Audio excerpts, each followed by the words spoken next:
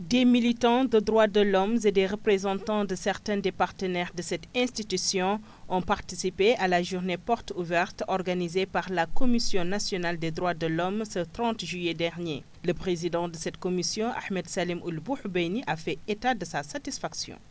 On a franchi la première étape de la négation au temps où les États ne voulaient pas entendre et reconnaître que les violations des droits de l'homme existent, sont manifestes et sont à dénoncer. Plusieurs facteurs ont permis de franchir cette étape. La pression d'une société civile de plus en plus active, de plus en plus consciente de son rôle, également des pouvoirs publics de plus en plus conscients du lien entre droits de l'homme et développement. Le monde a également franchi la deuxième étape, celle des réformes en matière de droits de l'homme. Les constitutions consacrent désormais des dispositions manifestement protectrices des droits de l'homme.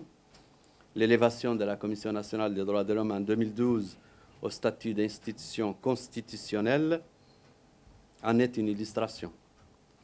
Les lois ont été promulguées, les instruments juridiques internationaux ont été ratifiés et les législations internes ont été pour l'essentiel harmonisées, si bien qu'en termes de dispositifs normatifs.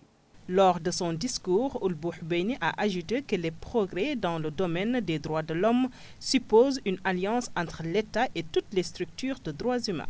L'État, sans l'État, on ne peut rien faire. La démarche des droits de l'homme exige de travailler avec l'État.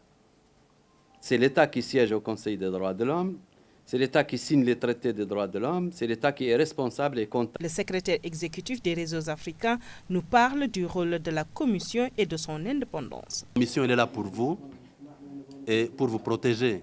Parce qu'en cas de... Je ne sais pas si ça pourrait arriver. En cas d'attaque aux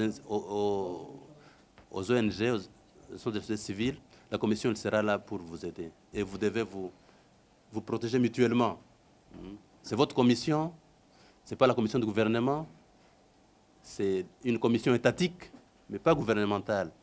Et ça, je le souligne et je le répète, c'est une commission indépendante et devra faire preuve de son indépendance vis-à-vis du gouvernement et vis-à-vis de vous.